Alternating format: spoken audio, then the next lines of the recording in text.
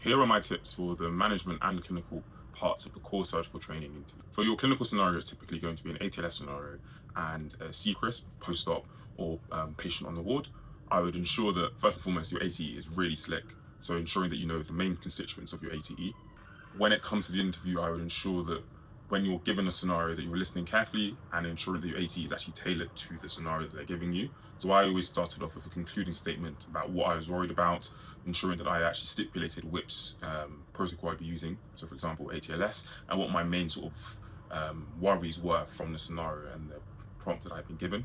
I'd ensure that my ATE was tailored to the scenario, and then afterwards I would ensure that I'd speak about other members of the team that I want to get involved, or other members of the MDT, what some of my initial investigations management would be, and then who I would escalate to appropriately. Management scenarios is typically going to be an ethical scenario, something that's quite tricky that you might encounter as an SHO, and a lot of people would employ the SPIES framework, so seek information, patient safety, initiative, escalation, and support. I then added an additional DR, so making sure that I'm documenting and then reflecting. Reflecting maybe with my clinical supervisor or educational supervisor as well, and ensuring you're actually advocating on behalf of the patient if this is applicable.